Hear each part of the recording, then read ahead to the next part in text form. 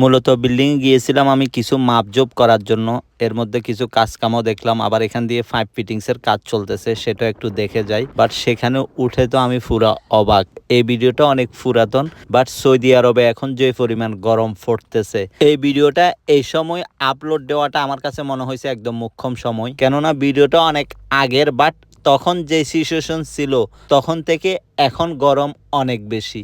আমি যদি দেখাই এমন এক জায়গায় কাজ করতেছে, এটা 4 তলার উপরে, তাহলে বুঝেন পরিবেশ কেমন। আশেপাশে মানুষ তো দূরের কথা, গাড়িও নাই। এখানকার লোকেলেরা তো এখন বেরই হবে না, ওরা আসরের পরে বের হবে। বাট এই গরমের মধ্যে 11টা 12টা বাজে এভাবে ছাদের উপর খোলা আকাশের নিচে 4 তলার উপরে কাজ করা কিরকম একটা কষ্টদায়ক, সেটা ওইখানে যে ছিল আর আমিও ছিলাম, সেটা আমরাই অনুভব করতে পারছি।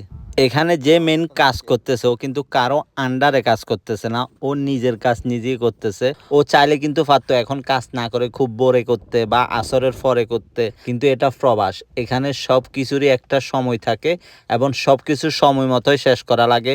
ওর নিজের কাজ করলে কি হবে, তারপরে ওকে প্রতিদিনের হিসাব, ওর বিভিন্ন খরচ সব কিছু ওভারঅল হিসাব করলে ওকে কাজগুলা সময় মতোই শেষ করতে হবে। সো এখন বাইরে আর কোনো কাজ ছিল না, তাই এই কাজটাই করা লাগছে বাধ্য হয়ে।